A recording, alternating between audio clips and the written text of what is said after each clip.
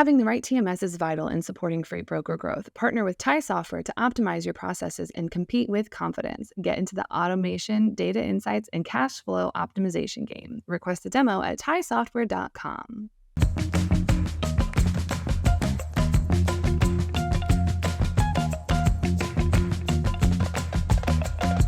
Welcome back to another edition of Check Call. Today we're covering the best practices for tackling change in an organization. Don't forget to subscribe to Check Call the newsletter on FreightWaves.com if you haven't already. Today we have a very fantastic guest joining us today. It's Lena Castaneda, the VP of Operations at Thai Software. Welcome to the show, Lena. Thank you. Thank you for having me, Mary. Super happy to be here. We've touched on this with you guys a little bit in the past, but today we're really kind of diving into it, getting into the nitty gritty. But before we get too far into kind of, that whole change management aspect that everyone absolutely knows and loves and is super on board with, Okay. why don't we get some background on you and kind of how you started at Thai? Sure. So before Thai, I was managing different accounts in a SaaS company back in Colombia. By the way, I'm Colombian. Unfortunately, I'm not there now. I've been living in Canada for the past few years, but that's where I come from. This company worked with, several clients in different industries, which was a very nice experience. And before that, I worked for more than 2 years in things related to customer experience and client success, mixing both the operational and the technical side. So that's why I came to Thai. And then when I first joined, they were, undergoing a restructuring process, and they wanted to have the right team to be able to support freight brokers through a high quality TMS. So, of course, I said yes to the challenge, and here I am. I've been working at Thai for almost 3 years now, and I couldn't be happier with the things that we have accomplished as a team. I absolutely like that. They saw the value in making sure that there was support for brokers and people using the software. Because as a former freight broker, there's been a lot of times where I've had an issue with the software and my, entire workday has come to a screeching halt, and they're like, well, submit a ticket and we'll get to you eventually. And you're like, cool. Love that. Love that for me. Just going to sit here for 2 weeks and figure out how to still do my job with software that doesn't work. No, yeah, that's for sure not how we are. I mean, client success and client experience is such a big thing for us. And yeah, we make sure to have, SLAs in place and all of those expectations very clear to our customers so we can provide the best experience ever. You would think that that's just like the bare minimum of, being a TMS provider, but you'd be surprised. Yep. Yeah, for sure. All right. So one of the things that you have to tackle is change management. And I don't know about you, but I have never met a freight broker that loves change and loves a new TMS. And there's not many that just jump fully on board. So what are some of kind of the most common challenges that come with introducing changes to a team's process and workflow? Yeah, well, it can get really tricky, right? But yeah, I think due to human nature, let's say, there will always be, resistance to change and a lot of concerns about disrupting the current process or rules, right? So I think that some of the more common challenges include communication because, inadequate communication about the reasons for change or the intended outcomes or the steps that are involved, can create a lot of confusion and resistance among team members. But also there is this fear of failure. Who wants to fail? No one, right? So concerns about, potential failures or negative consequences resulting from the change can make team members very hesitant to embrace new processes. I also think that there is a huge component that we sometimes forget about, which is the lack of buy-in, If team members don't really understand the need for a change or aren't convinced of its benefits, they may not fully support or commit to the changes.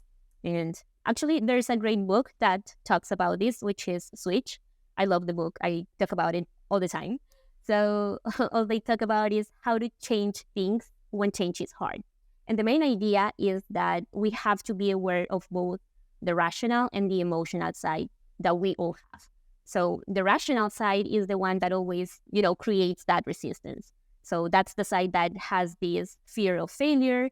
And then, however, the emotional side is the one that plays a huge role in change management. So that's the one to which we want to sell the idea.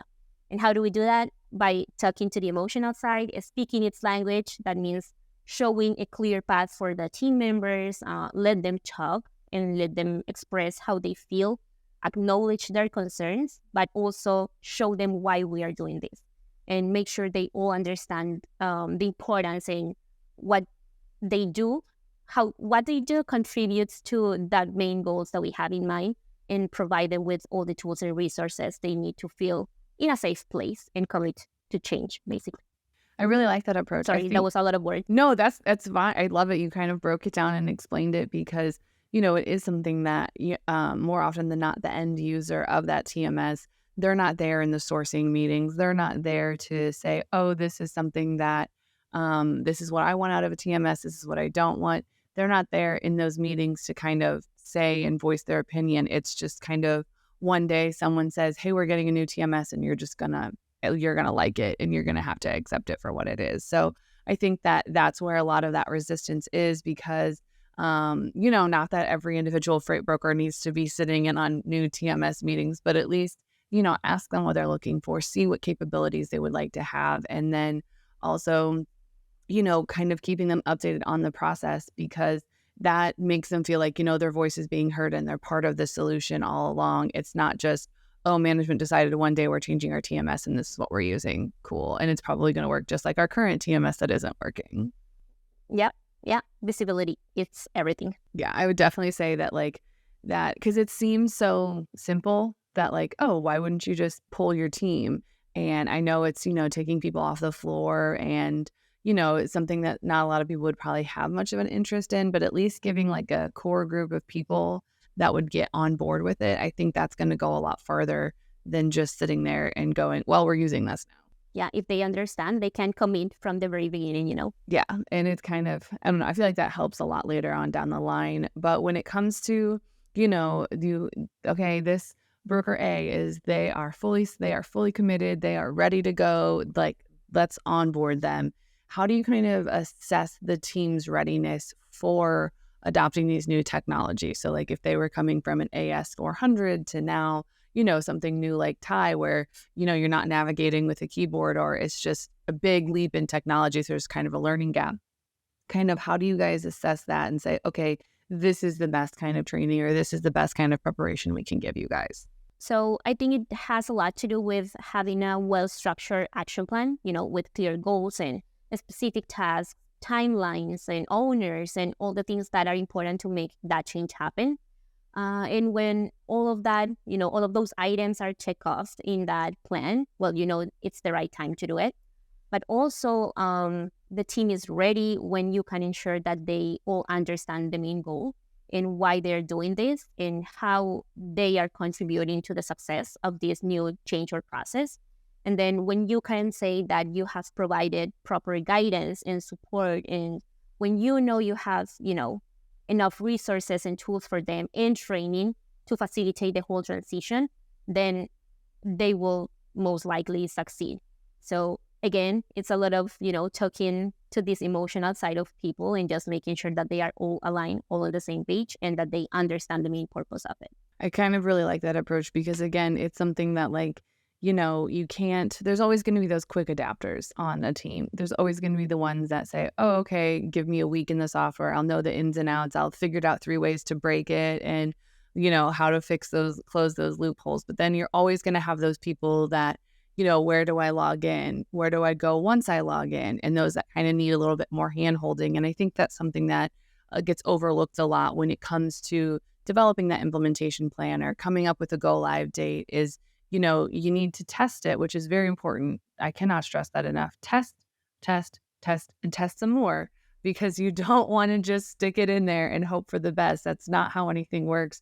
So just err on the side of testing, but also, when you're in that testing environment, have a variety of users test it. So that way, kind of, okay, well, we have to base it off one of our slower people who, that's nothing wrong. It's just they get stuck in their ways and they got to figure out a new way to go and things look different and everything like that. So I think that's something that's overlooked is they're like, okay, well, on average, it's going to take people 2 to 3 weeks to get up to speed on this system.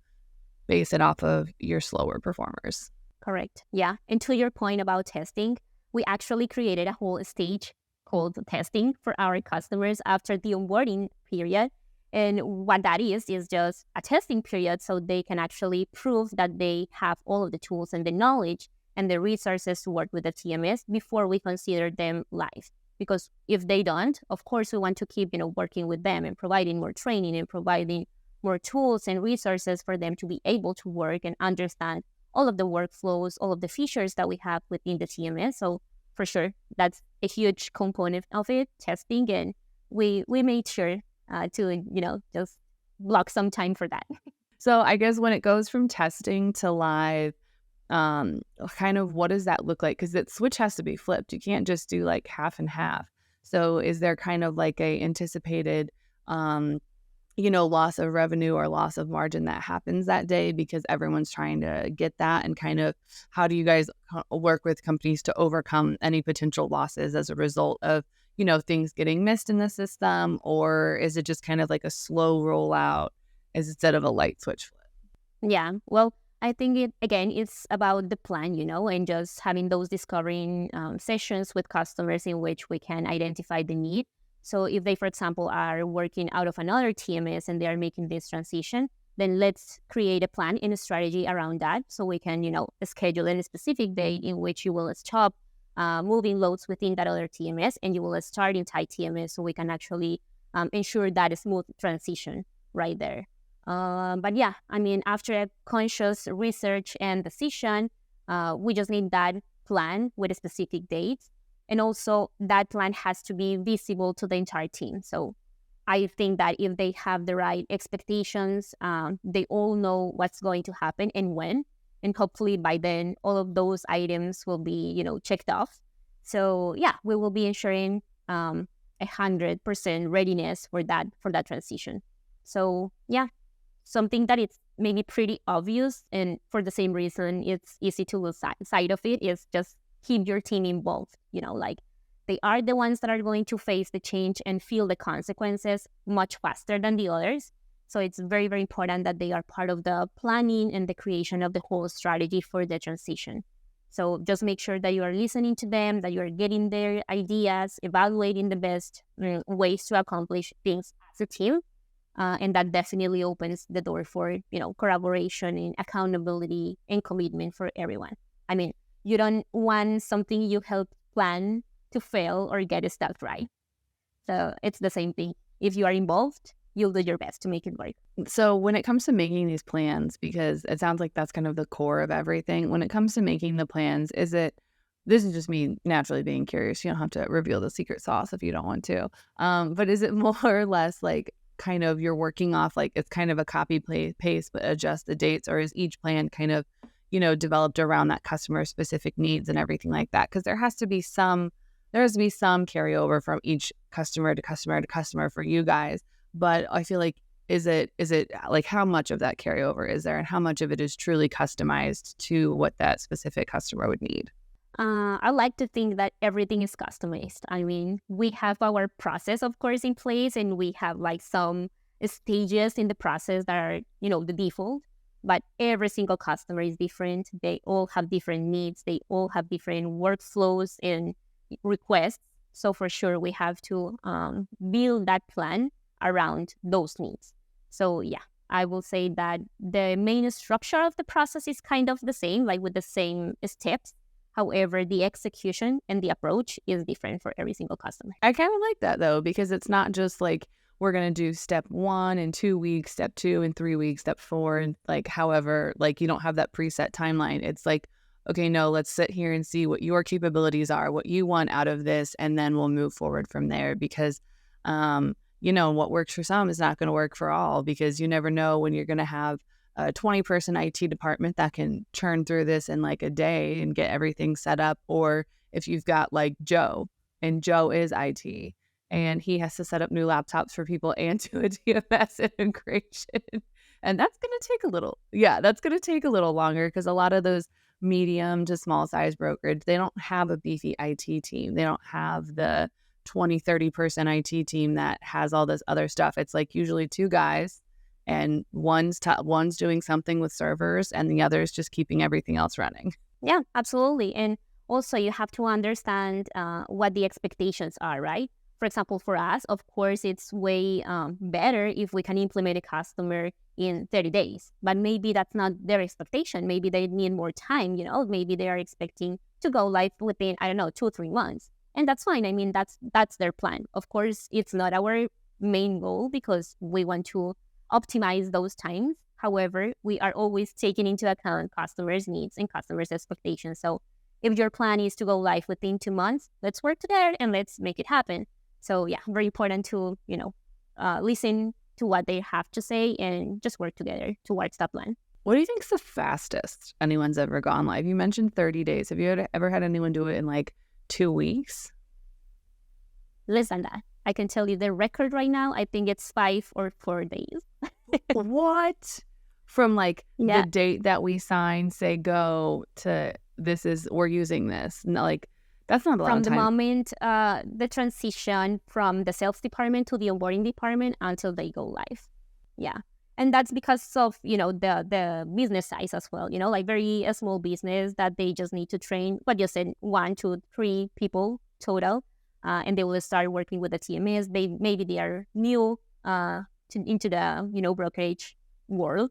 So they don't need as many processes, or they don't have data to import, or they don't have as many integrations for us to build, and it's just about the training. So yeah, we have had accounts that go live within a week. That is first of all, that is insanely cool. Second of all, my like 3 months of testing heart just is like full of anxiety. But that's really cool because that's not every customer, but you guys were able to make it happen. I thought that was cool. I'm always very impressed at how fast a TMS implementation can go when everyone's on board and everyone's like, they have it together, And when you have the right tools in place, I will have to brag in here and say that we have a great LMS, which is a great learning management system with a lot of, courses and videos in terms of the TMS and the capabilities. So if they really commit, it doesn't take more than 5 hours total to watch the entire list of courses and videos, and they will have a complete understanding of how the TMS works. So that is absolutely helpful for them. And for customers like this that are very small, they don't have like a big team, and they just want to learn the system so they can start moving some loads. This is perfect. I mean, they can just watch those videos within 1 week and then start moving loads. That's insane. That's like why IT, so I know this isn't how it works, but in my brain, this is what I think it is. While IT is like plugging in things to make the system, I know that they don't actually plug things in. It's much more sophisticated than that, but I am not an IT professional. So I just imagine they're back there like plugging cords into servers. So while they're plugging cords into servers, everyone else is just sitting there watching. And then when it's all magically done, it's done. And I'm sure IT professionals out there are shouting at me that they do a lot more than plug things into servers. And I know you do. I just don't know what it is. But I'm very grateful for them. It's a good way to put it. We have the thing where everything gets implemented. And how do you guys do you guys do that thing where you go back and say, okay, this was a successful implementation, this was a successful launching, and kind of how do you evaluate that success in the short term and the long term of, an implementation? So we do have some retrospective meetings and sessions within the team, especially in terms of the onboarding process. So yeah, every single time that a new customer goes live, they go through a QA process, which is a 360 quality review. So we take into account everything that happened during the onboarding process, like all the meetings, the discovery calls, how the integrations were built, like the data imports, everything that was part of this onboarding process. And we actually assess how it went and where were the gaps, basically. And then once they go live, we also keep track of their progress and the overall process for the next 3 months in a very close way, just to make sure that they really, went live and they are really moving loads within the system and they are completely comfortable working with the TMS. That's during the first 3 months. And then after that, it's on client success. So they will be doing their quarterly reviews with customers, just making sure that they feel comfortable, and then that all of their requests are being, heard. I kind of like that. It's that it's the best way to, grow and figure out what works and what doesn't is looking back at past performance and seeing, where you can improve and other things like that. And then I feel like that also has to be nice because inevitably something might fall through a crack and you're like, okay, well, this is how we shore up this process to make sure that that doesn't happen in the future. Correct. Yeah, that's right. And it's also important to look at it as a 360, what I'm saying. So it's not only the customer experience, but also what happened internally for, implementing that account. So did we work well as a team? Did we collaborate? How was that transition from the sales process to the onboarding process? Then how was the transition from onboarding to going live? And all of those, items together provide a lot of insights for the whole process. I'm convinced that that is the most underrated step in any sort of onboarding of any customers, because as someone who used to get the handoff from sales and you were just missing like all of this information and they were like, oh, we just didn't think to ask about it. And you're like, that's cool. That's fine. But I feel like we did not go back and look and review everything and kind of go over it. It was just like, hey, next time here, you're going to have them answer the questions on this sheet. And then when they never did, it was like, oh, well, it's just classic sales, which, is fine because they had their priorities and we had ours and they're always different. But I really like that you guys take that approach to just double check and make sure that everyone was pretty happy with it. Yeah, absolutely. And well, we're also lucky to have a great team that is, committed with that. So our sales team is always open to that kind of feedback. The same with the onboarding team does with feedback from other departments. So yeah, it's just a great team effort. All right. So Lena, we are running out of time today, but everyone that comes to the show has to answer a question and you are not going to escape either. So, okay. Is a hot dog a sandwich? No, it is not. It's a hot dog. I mean, you don't say, hey guys, let me make you a sandwich and then give them a hot dog. No. Thank you. That goes right in line with like my argument, because when you go to a deli or a sandwich shop, like you're not going to say, ooh, I think I'm going to order the hot dog on the menu, because there's not a hot dog on the menu. No, exactly. Yeah. No, it's not a sandwich. The best guest. But if anyone wants to reach out about, your hot dog as a sandwich stance or about any sort of change management things, where can they find you outside the show? Sure. You can always find me on LinkedIn as Lena Castañeda. You can also send me a message at lena@tai-software.com. And you can always check our company's website, which is tai-software.com. Thanks so much for joining us today, Lena. Thank you, Mary. Loved it. Find Check Call the Podcast anywhere you get your podcasts, like Apple Podcasts and Spotify. Don't forget to check out all the other incredible FreightWaves podcasts, such as Loaded and Rolling and Tracks Through Time.